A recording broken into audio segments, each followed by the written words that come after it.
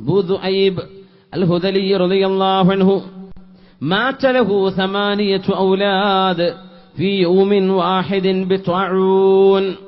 അബൂ ദുഐബ് അൽ ഹുദലി റളിയല്ലാഹു അൻഹുവിന്റെ 8 മക്കളാണ് ഒരൊറ്റ ദിവസം പ്ലാഗ് രോഗം കൊണ്ട് മരിച്ചുപോയത്. ഒരു ദിവസം സ്വന്തം മക്കളിൽ 8 മക്കളും ഒരൊറ്റ ദിവസത്തെ പ്ലാഗ് രോഗം ബാധയിൽ 8 മക്കൾ മരിച്ചുപോയ അല്ലാഹുവിനോട് അല്ലാഹുവേ ലക്കൽ ഹംദു യാ റബ്ബ് ഇന്നാ ലില്ലാഹി വ ഇന്നാ ഇലൈഹി റാജിഊൻ എന്ന് പറയുകയും അല്ലാഹുവേ തന്നത് നീയാണ്, കൊണ്ടുപോകുന്നവൻ നീയാണ്. എന്റെ മക്കളിൽ 8 പേരെ നീ ഇന്ന് കൊണ്ടുപോയല്ലോ റബ്ബേ. അല്ലാഹുവേ അല്ലാഹുവേ, നമ്മളൊക്കെ സമാനമായ നമ്മുടെ പരിസരങ്ങളിൽ നിന്ന് ഓർത്തെടുക്കാൻ പറ്റുന്ന അനുഭവങ്ങൾ. മഹാനായ കാളമ്പാടി ഉസ്താദ് അവറുകൾ സമസ്തയുടെ പ്രസിഡന്റായിരുന്ന മഹാറുകളുടെ 2 പെൺകുട്ടികൾ ഒരു ബസ് ആക്സിഡന്റിൽ മരിച്ചുപോയപ്പോ ആ 2 മക്കളെയും വീട്ടിലേക്ക് കൊണ്ടുവന്ന് അവരുടെ ജനാസ നിർവഹിക്കുന്ന, അവരെ കുളിപ്പിക്കുകയും കഫൻ ചെയ്യുകയും ചെയ്യുന്ന നേരത്ത് ആ 2 മക്കളെ ഇന്നാ ലില്ലാഹി പറഞ്ഞ് സ്വീകരിച്ച വാപ്പയാണ് സമസ്തയുടെ പ്രസിഡന്റായി മരിച്ചുപോയ മഹാനായ കാളമ്പാടി ഉസ്താദ് അവറുകൾ. എന്റെ മോള് ഒരാൾ വരുന്നുണ്ട്, അവർക്ക് ജനാസ നിസ്കരിച്ചിട്ട് പോയാൽ മതി എന്ന് വീട്ടിലേക്ക് ആശ്വസിപ്പിക്കാൻ വരുന്ന ആളുകളോട് കഴിഞ്ഞപ്പം പറഞ്ഞു, ഒരാൾ കൂടെ വരുന്നുണ്ട്, എന്റെ 2 മക്കളും മരിച്ചു പോയിട്ടുണ്ട്, അവളും കൂടെ വന്ന് അവളെയും കുളിപ്പിച്ച് അവളുടെ ജനാസ കർമ്മങ്ങളൊക്കെ ചെയ്തിട്ട് പോകാമെന്ന് കൂടെ വന്ന ആളുകളോട് അല്ലാഹുവിൽ തവക്കുൽ ചെയ്ത് ക്ഷമ ചെയ്ത് പറഞ്ഞ മഹാനായ കാളമ്പാടി ഉസ്താദ് അവറുകൾ. അല്ലാഹുവയുടെ ഖബറിടം സ്വർഗ്ഗത്തോപ്പാക്കി കൊടുക്കണേ തമ്പുരാനെ. നമുക്കൊക്കെ അങ്ങനെ ചെയ്യാൻ പറ്റുമോ? നമുക്ക് എത്രയോ പ്രായമായ നമ്മുടെ വല്ലിപ്പയോ വല്യുമ്മയോ മരിക്കുമ്പോൾ പോലും താങ്ങാനാവാത്ത സങ്കടം.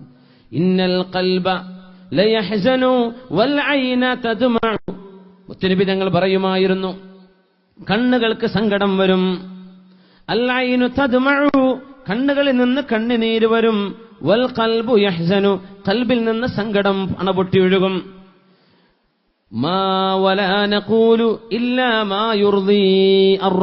അള്ളാഹുവിന് ഇഷ്ടമുള്ളതല്ലാതെ നമ്മുടെ നാവുകൊണ്ട് പറഞ്ഞു പോവരുത്. കണ്ണ് സങ്കടപ്പെടും, സ്വാഭാവികമാണ്. കണ്ണിന്ന് കണ്ണുനീര് വരും, തേങ്ങി കരയേണ്ടി വരും, ഒരുപാട് സങ്കടപ്പെട്ടിരിക്കേണ്ടി വരും. എന്നാലും അള്ളാഹുവിനെ പഴിചാരുകയോ അള്ളാഹുവിനെ ചീത്ത പറയുകയോ അള്ളാഹുവേ എന്നോടിത് വേണ്ടിയിരുന്ന റബ്ബേ എന്ന് ചോദിക്കുക പോലും നാവിൽ നിന്ന് അള്ളാഹുവിന്റെ വിധിയിൽ അക്ഷമ കാണിക്കുന്ന ഒരു പദപ്രയോഗങ്ങളും ഒരു സത്യവിശ്വാസിയിൽ നിന്ന് വന്നുകൂടാ. മുത്തുനബിയുടെ പ്രിയപ്പെട്ട മോൻ ഇബ്രാഹിം അലൈഹിസ്സലാം എന്ന മുത്തുനബിയുടെ പ്രിയപ്പെട്ട കുഞ്ഞുമോനാണ്. 2 വയസ്സിൽ താഴെ പ്രായമുണ്ടായിരുന്നപ്പോൾ മരിച്ചുപോയ ഇബ്രാഹിം എന്ന കുഞ്ഞുമോൻ. ഇന്നാ ബിഫിറാഖിക യാ ഇബ്രാഹിം ലമഹ്സൂനൂൻ. മോനെ ഇബ്രാഹിമേ, നിങ്ങളുടെ വിയോഗത്തിൽ, നിങ്ങളുടെ മരണത്തിൽ ഞങ്ങൾക്ക് സങ്കടമുണ്ട് മോനെ. അല്ലൈനു തദ്മഉ, കണ്ണിന്ന് കണ്ണുനീര് വരുന്നുണ്ട് മോനെ. വൽ ഖൽബ യഹ്സനു, ഹൃദയം സങ്കടപ്പെടുന്നുണ്ട് മോനെ. വലാ നഖൂലു ഇല്ലാ മാ യുർദി റബ്ബ്, അല്ലാഹുവിന് ഇഷ്ടമുള്ളതല്ലാതെ ഞങ്ങൾ പറയില്ല തമ്പുരാനെ. മോനെ ഇബ്രാഹിമേ, ഇന്നാ ബിഫിറാഖിക യാ ഇബ്രാഹിമു ലമഹ്സൂനൂൻ. ഇബ്രാഹിമേ മോനെ, നിങ്ങളുടെ മരണത്തിൽ ഞങ്ങൾക്ക് സങ്കടമുണ്ട് മോനെ എന്ന് പ്രിയപ്പെട്ട മോനെ കഫൻ ചെയ്ത് കൊണ്ടുപോകുന്ന പരിശുദ്ധ റസൂലുള്ളാഹി സ്വല്ലല്ലാഹു അലൈഹി വസല്ലം. എല്ലാ മക്കളും 7 മക്കളിൽ 6 മക്കളും വാപ്പ ജീവിച്ചിരിക്കെ മരിച്ചുപോയവരാ. അള്ളാഹുവിന്റെ റസൂൽ സ്വല്ലല്ലാഹു അലൈഹി വസല്ലം വാപ്പ എന്ന നബി തങ്ങൾ ജീവിച്ചിരിക്കെ ഫാത്തിമ ബീവി റളിയല്ലാഹു അൻഹ ഒഴികെയുള്ള ബാക്കി എല്ലാ മക്കളും ഹബീബ് ജീവിച്ചിരിക്കെ മരിച്ചുപോയിട്ടുണ്ട്. അതാണ് റസൂലുള്ളാഹി സ്വല്ലല്ലാഹു അലൈഹി വസല്ലം. പിന്നെ എന്താ നമ്മുടെ ടെൻഷൻ? നമ്മൾ വലിയ ടെൻഷൻ പറഞ്ഞിരിക്കുക. എന്താ നമുക്ക് ടെൻഷൻ ഉള്ളത്? എന്താ നമുക്ക് ടെൻഷൻ എന്ന് പറയാൻ അവകാശം എന്താ ഉള്ളത്? ചെറിയൊരു വിഷയം വരുമ്പോഴേക്കും ഭയങ്കര വിഷയമായിട്ട് നമ്മൾ അവതരിപ്പിക്കാം. ചെറിയൊരു ബുദ്ധിമുട്ട് വരുമ്പോഴേക്കും ലോകത്ത് ഇതിലും വലിയൊരു ലോക സമസ്യ വേറെ ഇല്ല എന്നാ നമ്മൾ അങ്ങനെയൊക്കെ ചിന്തിക്കുന്നത്. സുബ്ഹാനല്ലാഹ്, എത്രയോ നിഅമത്ത് അല്ലാഹു തന്ന ഈ ലോകം പരീക്ഷണത്തിന്റെ ലോകമാണ്. ഇത് സ്വർഗ്ഗമാണോ? അല്ല, ഇത് സ്വർഗ്ഗമല്ല, ഇത് പരീക്ഷണത്തിന്റെ ലോകമാണ്. പക്ഷേ അല്ലാഹു എക്കാലവും എന്നും അല്ലാഹു പരീക്ഷിച്ചുകൊണ്ടിരിക്കുകയില്ല. ഫഇന്ന മഅൽ ഉസ്രി യുസ്റാ, ഇന്ന മഅൽ ഉസ്രി യുസ്റാ. പരീക്ഷണങ്ങൾക്ക് പിന്നിൽ അല്ലാഹു തആല ആശ്വാസം നൽകാൻ പോകുന്നുണ്ട്. തീർച്ചയായും പരീക്ഷണങ്ങൾക്ക് പിറകിൽ ആശ്വാസമുണ്ട്. 2 തവണയാണ് ഖുർആൻ പറഞ്ഞത്. ആ ആശ്വാസത്തിന്റെ വിവിധങ്ങളായ വഴികൾ നമ്മുടെ മുമ്പിലേക്ക് കടന്നു വരുന്നു. മഹാന്മാരായ പണ്ഡിതന്മാർ, മഹാനായ അല്ലാമ ഇബ്നുൽ ജൗസി അടക്കമുള്ള ആളുകൾ ഒരു ടാക്സി ഡ്രൈവറുടെ കഥ പറയുന്നുണ്ട്. ടാക്സി എന്ന് പറഞ്ഞാൽ നമ്മൾ ഡീസലിന് പെട്രോളിനോടുന്ന കാറല്ല. ഒരു കഴുതപ്പുറത്ത് ടാക്സി കൊണ്ടുപോകാൻ ഡമസ്കസിൽ നിന്ന് സബ്ദാനിലേക്ക് യാത്ര പോകുന്ന ഒരു ടാക്സി ഉണ്ട്. അവിടെ ഏതോ ഒരു സാധു ആള് എന്ത് ചെയ്യാണ്? ടാക്സി ഓടിക്കുകയാണ്. എന്താണ് ടാക്സി? വാഹനം ഒരു കഴുതയാണ്. ഒരു കുതിരയോ കഴുതയോ അല്ല, ബഗ്ലിൻ, കോവർ കഴുതയാണ്. കുതിരയല്ല, കഴുതയല്ല, എന്റെ ഇടക്കുള്ള കോവർ കഴുത, ബഗ്ൽ, മ്യൂൾ എന്ന് ഇംഗ്ലീഷിൽ പറയും, MULE. ആ ഒരു മൃഗം എന്ന് പറഞ്ഞ ഓട്ടോറിക്ഷയല്ല, കാറുമല്ല, അതിന്റെ ഇടക്ക്. അങ്ങനെ ഉണ്ടല്ലോ അല്ലേ, ഓട്ടോറിക്ഷന്റെ ചാർജിന് കാറിന്റെ സുഖമുള്ള യാത്ര എന്നൊക്കെ പറഞ്ഞിട്ട് പരസ്യം. അങ്ങനെയൊക്കെ കണക്കൂട്ടാം. ഒരു ബഗ്ൽ സബ്ദാനിലേക്ക്, ഡമസ്കസിൽ നിന്ന്, സിറിയയുടെ ഡമസ്കസിൽ നിന്ന്, ദിമഷ്കിൽ നിന്ന് സബ്ദാനിലേക്ക് ട്രിപ്പ് പോവുകയാണ്. അദ്ദേഹം ആളുകളെ പൈസ വാങ്ങിച്ചിട്ട് കൊണ്ടുപോകും. അങ്ങോട്ട് എത്തിച്ചു കൊടുക്കുക, ഇത്രയാണ് വാടക, കുഴപ്പമില്ല, കൊണ്ടുപോവുകയാണ്. കൊണ്ടുപോകുമ്പോ ഒരാൾ കയറി. ആ മനുഷ്യൻ വലിയൊരു കൊള്ളക്കാരനായിരുന്നു. അത് ഇയാൾക്കറിയില്ല, കടന്നു വരുന്ന ആൾക്കാർക്ക് അറിയില്ല. ഇയാളെ ഉപദ്രവിക്കാൻ വേണ്ടി വരികയെന്നറിയില്ല. കൂടെ കയറി വന്ന യാത്രക്കാരൻ എന്താണ് ഉദ്ദേശ്യമെന്നറിയുന്നില്ല, എന്താണ് ലക്ഷ്യമെന്നറിയുന്നില്ല. ജബദാനിലേക്കാണ് പോവേണ്ടത്, ഡമസ്കസിൽ നിന്നാണ് വാഹനം കയറുന്നത്.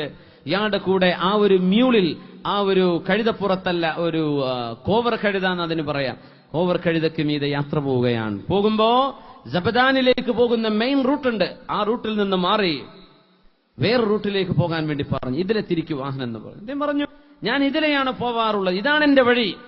പറഞ്ഞു, ഇതിൽ പൊയ്ക്കോ, ഇത് ഷോർട്ടാണ്, ഇതെനിക്കറിയും, പൊയ്ക്കോ എന്ന് പറഞ്ഞു. ഇതിലെ കൊണ്ടുപോകുന്നു. നോക്കുമ്പോ ഒരു മലയുടെ താഴ്വാരത്തേക്ക് എത്തിയിരിക്കുകയാണ്. വിജനമായ സ്ഥലമാണത്.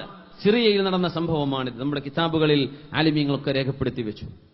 അവിടെ എത്തിയപ്പോ അദ്ദേഹം പറയാൻ, എനിക്ക് പേടി തോന്നി. കാരണം വിജനമായ ഒരു മനുഷ്യനും ഒരു മഖ്ലൂക്കും നടന്നു പോകാത്ത വഴിയിലൂടെയാണ് ഇയാൾ എന്നെ കൊണ്ടുപോകുന്നത്. ഞാൻ പറഞ്ഞു, ജബദാനിലേക്കുള്ള വഴി എനിക്കറിയാം, ഇതല്ല വഴി. അദ്ദേഹം പറഞ്ഞു, എനിക്കറിയാം, ഇതാണ് ഷോർട്ട് കട്ട് എന്ന് പറഞ്ഞു, ഇതിലെ വാന്ന് പറഞ്ഞു കൊണ്ടുപോവാൻ.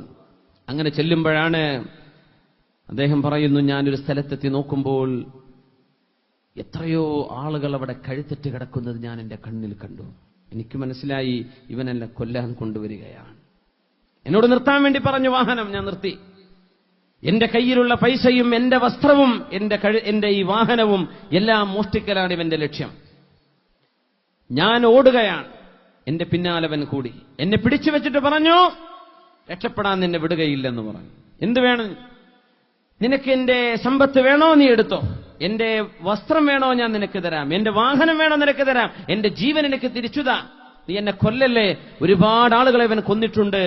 അങ്ങനെ ശവങ്ങളായി കിടക്കുന്ന എത്രയോ ആളുകളെ ഈ ഡ്രൈവർ, ഈ വാടകക്കാരൻ കണ്ണുകൊണ്ട് കാണാൻ. രംഗം ആലോചിച്ച് നോക്കി. രക്ഷപ്പെടാൻ ഒരു വഴിയില്ല. ഇവന്റെ കയ്യിൽ ആയുധവുമുണ്ട്. ഇവൻ പറഞ്ഞു, ഞാൻ നിന്നെ കൊല്ലും, ഉറപ്പാണ്. അങ്ങനെയാണോ? എന്നാൽ എനിക്ക് 2 റക്അത്ത് നിസ്കരിക്കാൻ അനുവാദം തരൂ, ഞാൻ നിസ്കരിക്കട്ടെ എന്ന് പറഞ്ഞു. ഖിബിലയൊക്കെ നോക്കിയിട്ടൊരു നിസ്കാരം, 2 റക്അത്ത് നിസ്കരിക്കാൻ. ഇത് പറയുന്നതിന്റെ അത്ഭുതം, ആ ഡ്രൈവർക്ക് അപ്പൊ വുളു ഉണ്ടായിരുന്നു എന്നതാണ് അത്ഭുതം. വുളു എടുക്കാൻ വെള്ളം ചോദിക്കണില്ല അവിടെ. എന്താ? ഡ്രൈവ് ചെയ്യുന്ന ആളുകൾ, വാഹനം ഓടിക്കുന്ന ആളുകൾ മുഴുസമയം വുളുയിലായിരിക്കണം എന്ന് മനസ്സിലാക്കുക. അതൊരു സുന്നത്ത് കൂടിയാണ്. യാത്ര പോകുമ്പോൾ വുളു ഉണ്ടായിരിക്കും. ഏതെങ്കിലും വല്ല KSRTC ലോറി വന്നിടിച്ച് നമ്മൾ വീട്ടിലെത്തുമെന്ന് വല്ല ഉറപ്പുണ്ടോ? ഇല്ലല്ലോ. അങ്ങനെ മരിക്കുകയാണെങ്കിൽ വുളുവോടുകൂടെ മരിച്ചൂടെ? വുളു എടുത്തുകൊണ്ടേ വാഹനത്തിലേക്ക് കയറാവൂ, വുളു എടുത്തുകൊണ്ടേ വീട്ടിൽ നിന്ന് ഇറങ്ങാവൂ. പെണ്ണുങ്ങളൊക്കെ മനസ്സിലാക്കുക. എന്നാൽ കുറച്ച് മേക്കപ്പൊക്കെ പോവും, പൗഡറൊക്കെ പോവും, അതൊന്നല്ല വിഷയം. വുളു എടുത്തിട്ട് പോയിക്കോളി. എന്നാൽ ആഖിറത്തിലേക്ക് പോകുമ്പോൾ നല്ല വുളുഇന്റെ അവസ്ഥയിൽ പോകാം. പിന്നെ വുളു മുറിഞ്ഞ് സാരല്ല. പക്ഷെ പോകുന്ന സമയത്ത് വാഹനം കയറുമ്പോൾ വുളു ഉണ്ടായിരിക്കുകയാണ്. ഇയാൾക്കപ്പോൾ വുളു ഉണ്ട്. നിസ്കാരമാണ് ആവശ്യം. 2 റക്അത്ത് നിസ്കരിക്കുകയാണ്. അദ്ദേഹം പറഞ്ഞു, എന്റെ പിന്നിൽ ഇയാൾ കാത്തിരിക്കുകയാണ്, എന്റെ പിന്നിൽ കാത്തിരിക്കുന്നു. അദ്ദേഹത്തിന്റെ വാള് പിടിച്ച് കാത്തിരിക്കുന്നു. 2 റക്അത്ത് എന്റെ നിസ്കാരം കഴിഞ്ഞാൽ എന്നെ വെട്ടിക്കൊലപ്പെടുത്താൻ. അദ്ദേഹം പറഞ്ഞു, പേടിച്ചിട്ട് എനിക്ക് ഖുർആൻ ഒന്നും ഓർമ്മ വരുന്നില്ല. അങ്ങനെയാണ് അള്ളാഹുവിന്റെ ഖുർആനിൽ നിന്ന് ഒരായത്ത് മാത്രമാണ് എനിക്ക് ഓർമ്മ വന്നത്. സൂറത്തുൻ നംലിലെ 62-ാമത്തെ ആയത്ത് ഞാൻ ഓതി. അമ്മൻ യുജീബുൽ മുൽത്തറ ഇദാ ദആ വയക്ഷിഫു السوء അമ്മൻ യുജീബുൽ മുൽത്തറ ഇദാ ദഅാഹ്. അല്ലാഹുവേ നിന്നെ വിളിക്കുമ്പോൾ അമ്മൻ യുജീബുൽ മുൽത്തറ, കഷ്ടപ്പാടിൽ കിടക്കുന്ന ആളിന് ഉത്തരം കൊടുക്കുന്നവനെ അല്ലാഹുവേ. മുൽത്തർ എന്ന് പറഞ്ഞ ഗതികെട്ട ആള്, ഇനി ഒരു രക്ഷയില്ല എന്ന് ഉറപ്പാണ്. റബ്ബേ നീ എന്നെ കൈപിടിക്കുകയല്ലാതെ ഒരാൾക്കും ഒന്നും ചെയ്യാൻ കഴിയില്ല. റബ്ബേ നീ എന്നെ കൈവിടല്ല റബ്ബേ. അങ്ങനെ മനസ്സിൽ നിന്ന് അള്ളാഹുവിലേക്ക് ഒരു തവജ്ജുഹ് കൽബിൽ നിന്ന് വന്നാൽ അവനാണ് മുൽത്തർ. കുടുങ്ങിപ്പോയി റബ്ബേ നീ എന്നെ കൈപിടിച്ചാലല്ലാതെ എനിക്ക് രക്ഷയില്ല എന്ന ഒരു തോന്നൽ വരുന്ന ഒരു രംഗമുണ്ട്. അപ്പോഴാണ് മുൽത്തർ എന്ന് പറയാം.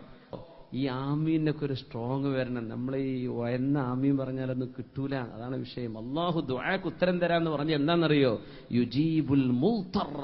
കുടുങ്ങിയിട്ടുണ്ട് റബ്ബേ, ഞാൻ കുടുങ്ങി റബ്ബേ എന്ന ഒരു തോന്നൽ കൽബിൽ നിന്ന് വന്ന് ചോദിക്കുന്ന ചോദ്യമുണ്ടോ, അതിന് അള്ളാഹു ഉത്തരം നൽകിയിട്ടുണ്ടാകും. അങ്ങനെ പ്രയാസപ്പെടുന്നവർക്ക് അള്ളാഹു ദുആഇന് ഉത്തരം കൊടുക്കുന്നുണ്ട്. അങ്ങനെയാ ആ ചോദ്യം ഒന്നും പോരാ. അള്ളാഹിനോട് നേരിട്ട് അള്ളാഹുവിന്റെ ഖജനാവിൽ നിന്ന് റബ്ബേ നീയെങ്ങാനും ജനങ്ങളുടെ കൽബിലേക്ക് നീ തോന്നിപ്പിച്ചു കൊടുത്ത് അവരുടെ കൈകളിൽ നിന്ന് സഹായം വരികയോ, അള്ളാഹു ആകാശം നിറക്കി തരില്ല.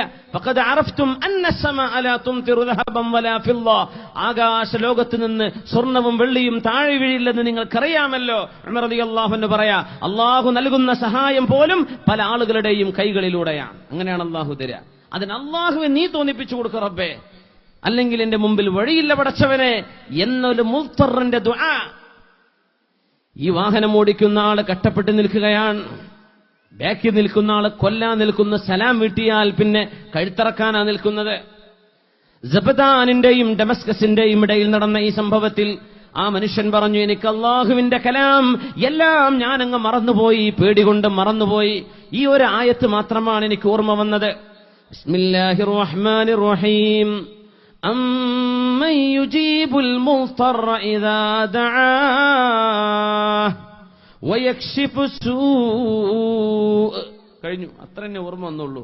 അല്ലാഹുവേ നീയാണല്ലോ റബ്ബേ കഷ്ടപ്പെടുന്നവരുടെ ദുആ സ്വീകരിക്കുകയും അവരുടെ പ്രയാസം നീക്കിക്കൊടുക്കുകയും ചെയ്യുന്നത്. ആ ആയത്ത് ഒരുപാട് തവണ ഇങ്ങനെ ഓതിക്കൊണ്ടിരുന്നു, ഒരുപാട് തവണ.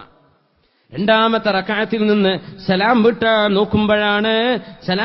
നിൽക്കുമ്പോഴാണ് വഇദാ ബിഫാരിസിൻ മിൻ ഫമിൽ വാദി, ആ താഴ്വരയിൽ നിന്നൊരു കുതിര സവാരിക്കാരൻ ഓടി വരുന്നു. ഒരു കുതിരയോട്ടക്കാരൻ കുതിരപ്പുറത്ത് ഓടി വരുന്നു. യഖ്റുജു അലാ ഫറസിഹി വമഅഹു ഹിർബത്തുൻ, കയ്യിലൊരു ആയുധമുണ്ട്. കുതിരപ്പുറത്ത് ഓടി വരികയും ഫയൻതുലിഖു ഹത്താ യദ്രിബഹു ബിൽ ഹർബ ഫയുർദീഹി ഖതീലാ. നേരെ വരുന്നു, എന്നെ ലക്ഷ്യമാക്കിയല്ല വന്നത്. എന്റെ പിന്നിൽ ആയുധധാരിയായി നിൽക്കുന്ന മനുഷ്യന്റെ മുമ്പിലേക്ക് ഒരാൾ ഓടി വരികയും കുതിരപ്പുറത്ത് ഓടി വരികയും കയ്യിലുള്ള ആയുധം കൊണ്ട് അയാൾ വെട്ടുകയും ചെയ്തപ്പോ എന്നെ കൊല്ലാൻ നിന്നിരുന്ന മനുഷ്യൻ ചേതനയേറ്റ് ശവമായി എന്റെ മുമ്പിൽ പിടഞ്ഞ് മരിക്കുകയാണ്. എന്റെ കൺമുമ്പിലാണ് ഞാൻ കാണുന്നത്. എന്നെ കൊല്ലണമെന്ന് പറഞ്ഞ ആളെ അള്ളാഹു ഒരാളയച്ച് കൊന്നിരിക്കുകയാണ്. ഞാൻ അയാൾ പിന്നെയും അവിടെ നിന്ന് യാത്ര ചെയ്തു പോകുമ്പോ അയാളുടെ വസ്ത്രം പിടിച്ചുകൊണ്ട് ഞാൻ ചോദിച്ചു, അസ്അലുക ബില്ലാഹി മൻ അൻത, അല്ലാഹനെ വിചാരിച്ച് ചോദിക്കട്ടെ, നിങ്ങൾ ആരാണ്? എവിടുന്നാണ് നിങ്ങൾ വന്നത്? ആരാ നിങ്ങൾ എങ്ങനെ അറിഞ്ഞു എന്നെ ഇവിടെ കൊല്ലാൻ ഇയാൾ നിർത്തിയിരിക്കുകയായിരുന്നുവെന്ന് എങ്ങനെ അറിഞ്ഞു എന്ന് ചോദിച്ചപ്പോ ആ മനുഷ്യൻ എന്നോട് മറുപടി പറഞ്ഞു, അനമിൻ ജുനൂദില്ലദീ യുജീബുൽ മുൽത്തറ ഇദാ ദആഉ വയക്ഷിഫു السوء. ഞാൻ ഏതൊരുത്തനെ സംബന്ധിച്ചാണോ നിങ്ങൾ ഇങ്ങനെ പറയാറുള്ളത്, കഷ്ടപ്പെടുന്നവന്റെ കഷ്ടപ്പാടുള്ളവന്റെ പ്രാർത്ഥനയ്ക്ക് ഉത്തരം കൊടുക്കുകയും വയക്ഷിഫു السوء, പ്രയാസങ്ങൾ നീക്കിക്കൊടുക്കുകയും ചെയ്യുക എന്ന് പറഞ്ഞ അല്ലാഹു ഉണ്ടല്ലോ, ആ അല്ലാഹുവിന്റെ സൈന്യങ്ങളിൽപ്പെട്ട ഒരു സൈന്യമാണ് ഞാൻ, അതിൽപ്പെട്ട ഒരു പട്ടാളക്കാരനാണ് ഞാൻ. അത്രയേ ഞാൻ എന്നെപ്പറ്റി നിങ്ങൾക്ക് പറഞ്ഞു തരൂ, മറ്റൊന്നും ചോദിക്കരുത്. പിന്നെ ഞാൻ മനുഷ്യരെ കണ്ടിട്ടില്ല. അല്ലാഹു ജല്ല ജലാലു ഒരു മുസീബത്ത് വന്നപ്പോ അമ്മൻ യുജീബുൽ മുൽത്തറ ഇദാ ദആ പഠിച്ചു വെക്കുക. ഈ ആയത്തൊക്കെ പഠിച്ചു വെക്കുക. ഏത് സങ്കീർണമായ വിഷയങ്ങളും മുമ്പിലേക്ക് വരുമ്പോഴും അള്ളാഹുവിനോട് ചോദിക്കാനുള്ള ദുആയാണ്. സൂറത്തുൻ നംലിലെ ഈ ആയത്ത് 62-ാമത്തെ ആയത്ത്. അമ്മൻ യുജീബുൽ മുൽത്തറ ഇദാ ദആ വയക്ഷിഫുസ്സൂഅ, പ്രയാസങ്ങൾ നീക്കിത്തരികയും കഷ്ടപ്പെടുന്നവന്റെ കുടുങ്ങിപ്പോയവന്റെ പ്രാർത്ഥനയ്ക്ക് ഉത്തരം കൊടുക്കുകയും ചെയ്യുന്നവനെ അല്ലാഹുവേ. അത് മാത്രമേ നിസ്കാരത്തെ ഓർമ്മ ഉണ്ടായുള്ളൂ, ബാക്കിയൊക്കെ മറന്നുപോയി, പേടി കൊണ്ട് മറന്നുപോയി. അള്ളാഹുവിന്റെ ഫറജും അള്ളാഹുവിന്റെ ഭാഗത്തു നിന്നുള്ള സഹായവും ആ മനുഷ്യന്റെ മുമ്പിലേക്ക് വരികയാണ്. فإن مع العسر يسرا إن مع العسر يسرا. പരീക്ഷണങ്ങൾ വരുമ്പോൾ ആ പരീക്ഷണങ്ങളിൽ എങ്ങനെ നമ്മൾ റിയാക്ട് ചെയ്യുന്നു എന്നാണ് അള്ളാഹു നോക്കുന്നത്. പരീക്ഷണം വരുമ്പോ നമ്മൾ പതറുന്നുണ്ടോ? പരീക്ഷണം വരുമ്പോ നമ്മുടെ മനോഗതി എന്താണ്? പരീക്ഷണം വരുമ്പോ എന്തെങ്കിലും ഒരു അസുഖം വരുമ്പോഴേക്കും ദേവാലയങ്ങളിലേക്ക്, ക്ഷേത്രങ്ങളിലേക്ക്, കണക്ക് നോക്കുന്നവരിലേക്ക്, പിശാചിന്റെ സേവ ചെയ്യുന്നവരിലേക്ക്, പൂജ നടക്കുന്നിടത്തേക്ക്, അവിടെയാണെങ്കിൽ അവിടുന്ന് ഞാൻ എത്ര കാലമായി ദ്വാരക്കുന്നു, എത്ര ഉസ്താദന്മാരുടെ ദ്വാരക്കാൻ പറഞ്ഞു, എന്റെ കാര്യം ഇതുവരെ നടന്നിട്ടില്ല, എന്നാ പിന്നെ അവിടെ വലിയ പരിഹാരം ഉണ്ടെന്നാ കേട്ടത്, ഞാൻ ആ ക്ഷേത്രത്തിൽ അവിടെ നിന്ന് പോയി നോക്കട്ടെ. എന്റെ മുഅ്മിനെ, സഹോദര സഹോദരി, ഇത് സഹോദരിമാരെന്നാ കൂടുതൽ കാണുന്നത്. പൊന്നു സഹോദരി, ഈമാനിന്റെ കുപ്പായം അങ്ങട്ട് ഇറക്കി വെച്ചു, ഊരി വെച്ചു എന്ന് മനസ്സിലാക്കിക്കോ. സല്ലു അലൻ നബി മുഹമ്മദിൻ വആലിഹി اللهم صل على سيدنا محمد وعلى آل سيدنا محمد وبارك وسلم عليه. മുത്തുനബിയുടെ റൗളയിലേക്ക് സ്വലാത്തുകൾ അല്ലാഹുവേ നീ എത്തിച്ചു കൊടുക്കണേ തമ്പുരാനെ.